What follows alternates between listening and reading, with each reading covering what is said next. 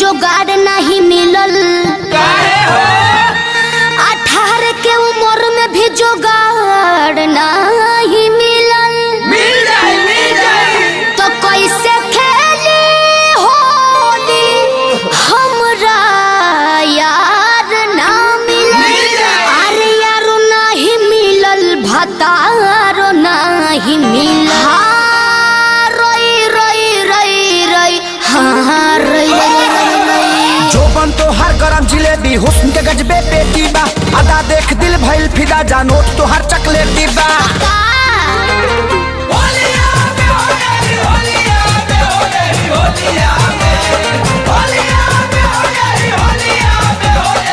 अरे यादव जी के हाँ हाँ यादव जी के अरे यादव जी के सही हाँ बनाई लीजिए यही होलिया में।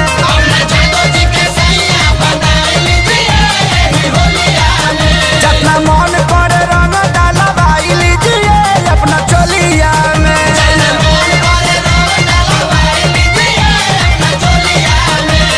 अरे जादू जी ज्यादा नहीं खा बोला।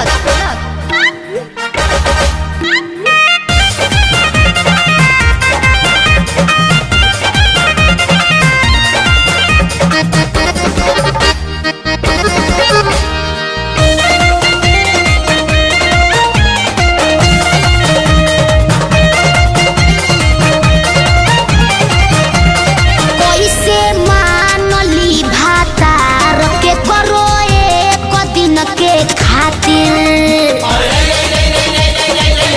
ना चुप रह बोलो।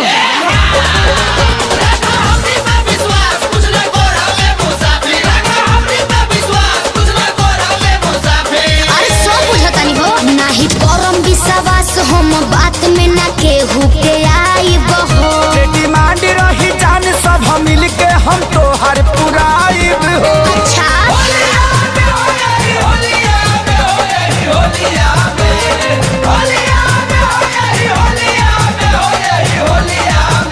अरे यादव जी के हाँ हाँ यादव जी के अरे यादव जी के सही हाँ बनाई लीजिए यही होलिया में।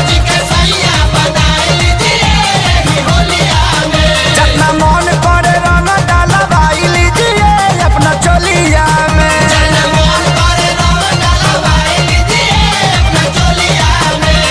चोलिया में।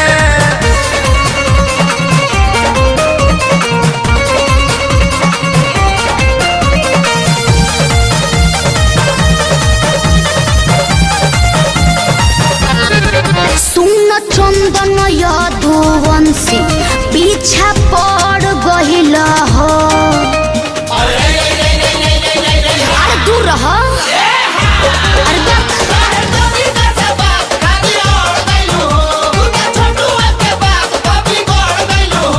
तो का चाहता रहो हंस बनिए दादा हम आके खेसारी के बस्ती हो। नाच ठुमका लगा के तू कहला विवेक संग मस्ती हो। अरे दादा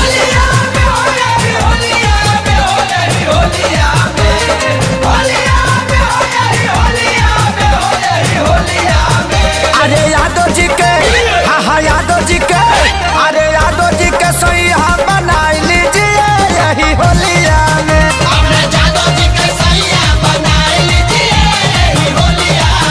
जितना मन पर रंग डालवाई लीजिए अपना चोलिया में।